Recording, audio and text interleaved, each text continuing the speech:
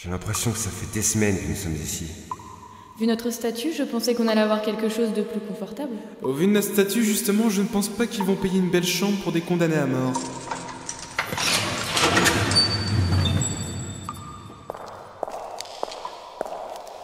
Natis Vadelias, Oui? au nom de la cour des oracles du royaume d'Altenas, vous avez été déclaré comme digne d'être un sacrifié, et donc digne d'être l'un des nouveaux sauveurs. Félicitations. Connerie. Comme l'énonce la légende, vous allez être jeté dans le gouffre d'Estrades. Votre souffrance, avec vos deux amis dans l'antre des démons, comblera la faim de ces derniers et préservera la paix de notre royaume, de notre monde, pendant les 20 prochaines années. Il est bien menotté? Oui, capitaine. Très bien. Emmenez-le. Bien, capitaine. Le royaume d'Altenas vous salue et vous exprime sa gratitude pour votre sacrifice. On verra ça. Cette légende dont en parlait le capitaine, celle qui régit ma vie, celle d'Elina, celle de Salide, et celle de la population entière du royaume d'Altenas, prend source dans une guerre qui a été livrée il y a plus de 1000 ans. Elle opposait mon peuple, les Alténaciens, et les Strades, des démons venant des profondeurs de notre monde. Ils sortaient d'un gouffre creusé à Danaïm, la capitale du royaume. Une guerre terrible, causant la mort de millions d'êtres, dans les deux camps. Mais les démons, malgré leur détermination de combattre jusqu'à la mort, n'ont rien pu faire face à la technologie d'Altenas. Ils s'accordèrent à un pacte de paix, mais à une condition. Que tous les 20 ans, des âmes soient choisies et jetées dans le gouffre d'Estrades, sacrifiées pour assouvir leur faim. Mon peuple, trop affaibli par cette guerre, et aussi trop effrayé par le pouvoir des démons, accepta. Alors les Strades, pour être entendus par les humains, donnèrent des pouvoirs comme l'immortalité à 5 hommes et femmes, appelés les oracles. Ils ont pour but d'entendre les souhaits des Strades, et de faire en sorte de sacrifier ce qu'ils désirent. Et cette fois-ci, comme tous les 20 ans, il y a eu des choix de fait. Cela a été rendu public il y a une semaine.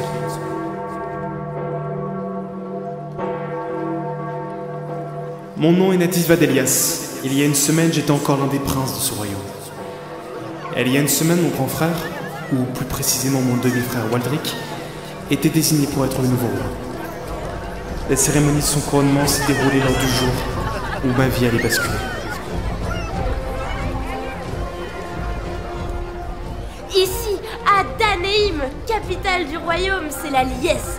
Une foule immense attend le prochain roi, Waldrick Vadelias, fils de Gero Vadelias, ancien roi mort il y a maintenant 22 ans, et de Aquilian Vadelias, régente du royaume qui a attendu que son fils ait 25 ans, la majorité, pour lui laisser son trône. Ces actions politiques ont permis au royaume de se développer dans le domaine industriel, que ça soit dans les véhicules ou même dans la robotique, permettant une augmentation du niveau de vie des Alténaciens. Ceci lui étant très reconnaissant, le départ de la régente a tout d'abord effrayé les populations, mais celle-ci assure qu'elle restera aux côtés du nouveau roi pour le conseiller. Regardez, la voiture royale arrive. La cérémonie ne va pas tarder.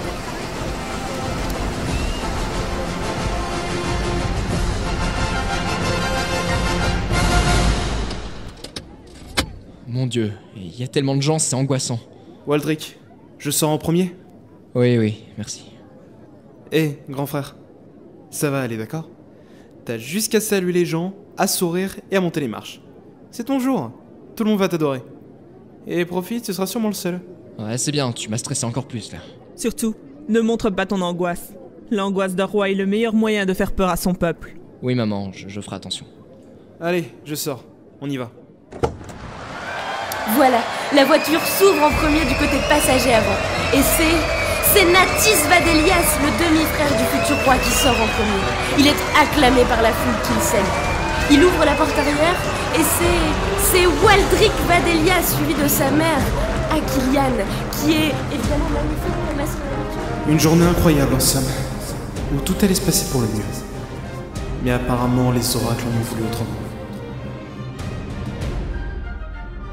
Moi, Aquilian Vadelias, régente d'Altenas, je confie mon pouvoir à toi, Waldrick Vadelias, pour diriger et régner sur le royaume. Tu t'engages à le servir dignement et à faire prospérer ton peuple. Moi, Waldric Vadelias, je m'engage à servir dignement ma patrie et à faire prospérer mon peuple. Jamais je ne défaillerai à ma tâche, je le jure devant mes ancêtres. Alors, roi Waldric, vous pouvez vous lever et saluer votre patrie. Bravo, grand frère! Mes félicitations au nouveau roi. Dalius, que faites-vous là? N'êtes-vous pas au conseil des oracles pour entendre les souhaits d'Estrades? Justement, Aquilian, j'en reviens. Nous savons maintenant qui sont les nouveaux sacrifiés, et l'un des trois est ici. 3 sacrifiés. Ils en demandent peu pour une fois. C'est toujours trop. Que voulez-vous, prince Natis? J'en suis aussi attristé que vous. C'est ce qu'on dit. Bon, qui est ce sacrifié? Qu'on en finisse. C'est cocasse que vous le demandiez, Natis. Vous êtes sacrifié. Félicitations. Attendez, mon frère? C'est impossible! Il doit y avoir une erreur! J'en suis désolé, Aquilian, mais c'est le choix d'Estrades, et je ne peux pas revenir sur leurs souhaits. Eh bien, je pensais que tu aurais des ennuis plus tard que ça, grand frère. Maintenant, Natis, vous devez être enfermé dans un cachot, le temps de préparer le sacrifice. Je suis le roi Dalius. C'est à moi de décider où va dormir mon frère. Malheureusement, mon roi, tout ceci est au-dessus de votre pouvoir. C'est au conseil des oracles de décider. Allez-y, Dalius, passez-moi les menottes. Ne vous inquiétez pas, Natis, vous n'allez pas rester longtemps seul dans ce cachot. Vous ferez connaissance avec les autres sacrifiés dans peu de temps. Oui, comme on va rester 20 ans à souffrir chez les Strades, c'est une bonne initiative. Profitez de votre ironie. Chez les démons, cela ne fonctionnera pas. Oui, s'ils existent. Vous doutez de la légende? Comme vous dites, c'est une légende. C'est fictif. Vous n'avez qu'exagéré les traits d'une guerre pour vous donner des pouvoirs soi-disant mystiques. On vous protège d'une guerre meurtrière, toi et ton peuple. Ce que je vois, c'est que les meurtriers, c'est faux. Profitez de vos derniers instants, Natis. Croyez ce que vous voulez, mais à la fin, la conclusion sera la même. À suivre.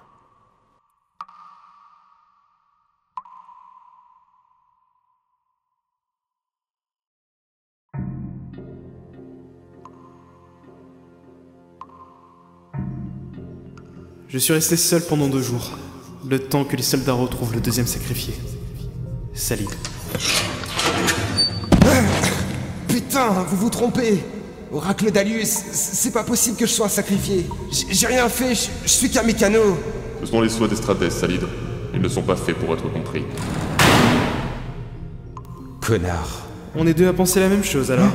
Prince Natis. Je ne suis plus prince maintenant. Salid. Hein, c'est ça, Salid Requio. Alors, t'es mécano? Ouais, enfin, j'étais. Je préfère parler au passé maintenant, vu qu'on va plus vivre longtemps. Parle au présent. On va partir d'ici. Vous êtes fous!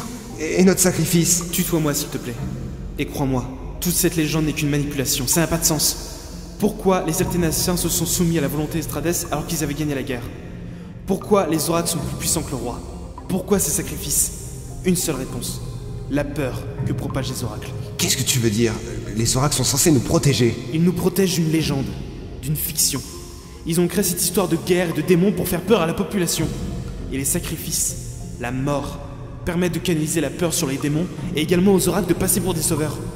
Ah, c'est insensé. Tu trouves ça plus logique que des démons surpuissants vivent sous nos pieds et n'attendent que de nous détruire? Ouais, vu comme ça... Maintenant, le but, c'est de fuir. Et de se cacher jusqu'à la fin du temps imparti par les oracles. C'est-à-dire dans 6 jours. Dans 6 jours, si on suit la légende, l'Estrades reviendrait à Alténas pour nous détruire. On attend les 6 jours, et comme il va rien se passer, l'ordre des oracles va s'effondrer, passant pour les imposteurs, et la terreur de la légende sera stoppée. Et si cette légende était vraie? Elle ne peut pas être vraie. Jamais on n'a vu le corps de Strades ou des ossements qui proviennent de la guerre. De toute façon, je vais fuir. Et s'il manque quelqu'un lors du sacrifice, ça ne marchera pas. Ouais, tu as raison. Très bien, je te crois. Qu'est-ce qu'on va faire alors? Mon frère, même si tout ceci est au-dessus de son pouvoir, contrôle encore l'armée et a demandé peu de soldats pour nous surveiller lorsqu'il faudra nous emmener jusqu'au gouffre. Il préfère les utiliser pour surveiller le château et les oracles. Il faut donc disperser les soldats pour après les assommer, prendre leurs armes et partir. Tu crois que ça va être si facile que ça? De toute façon, si on se rate, ça changera rien à notre fin. Mieux vaut tenter. J'espère que tu vas souffrir longtemps chez les démons, pauvre traîné! Ton insulte pour de pauvres griffures. Tu es bien sensible pour un soldat. Tu as de la chance d'être une sacrifiée, sinon je t'aurais déjà tué sur place. Bel exemple, capitaine. Vous n'êtes plus prince. Allez vous faire foutre. Ça va aller, mademoiselle? Vous inquiétez pas, j'ai connu Pierre. Vous vous appelez comment? Elina et Deli. Moi, c'est Salid Requio. Génial. C'est bien de connaître ses camarades de souffrance. Vous inquiétez pas, Elina. On a un plan. Il est bien menotté? Oui, capitaine. Très bien. Emmenez-le. Bien, capitaine. Le royaume d'Altenas vous salue et vous exprime sa gratitude pour votre sacrifice. On verra ça. Elina Ideli, J'ai pas besoin que vous me fassiez le même discours, j'ai bien compris. c'est toujours une joie de vous voir. Bizarrement, c'est toujours avec vous que je parle en garde à vue. Les militaires m'attirent pas. Désolé de briser vos espérances. J'aurais préféré que vous creviez en prison, mais apparemment vous allez mourir comme une héroïne. Vous n'auriez pu rêver mieux. Mettez-lui les menottes et dégagez-la d'ici, je peux plus la voir. Bien, capitaine. Le royaume d'Altenas vous salue et vous exprime sa gratitude pour votre sacrifice. On verra ça. Salid Requio, Oui? au nom de la cour des oracles du royaume d'Altenas, vous avez été déclaré comme digne d'être un sacrifié et donc digne d'être l'un des nouveaux sauveurs. C'est dommage que vous partiez, mademoiselle. Vous êtes très jolie. Qui a dit que je partais?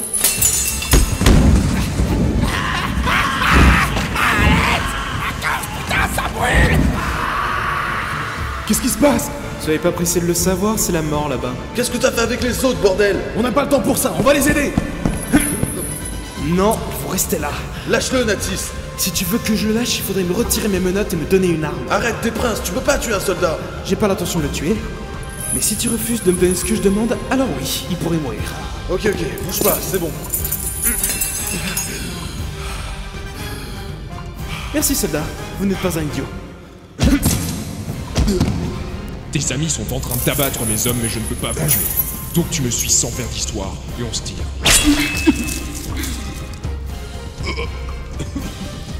Ça, c'est pour m'avoir dit que j'étais une traînée. C'est pas vrai, tu l'as tué! Et les 2 autres soldats sont morts aussi! Qu'est-ce qui s'est passé? On a fait comme on a dit. J'avais dit de les assommer ou de les laisser partir, pas de les tuer. Et comment t'as fait pour les brûler? Je n'aime pas faire les choses à moitié, Natis. Au moins, ils ne nous suivront pas. On va y aller, sinon on va encore devoir tuer des gens. Et ça fait peur à Monsieur Natis. Bref, maintenant, il faut qu'on trouve quelque part où se cacher pour aujourd'hui et demain. Normalement, demain après-midi, les oracles vont tomber. Déjà, on va trouver un lieu désert, comme une grotte. Salid, t'es prêt? Oui, j'ai pris une arme. Très bien, on y va.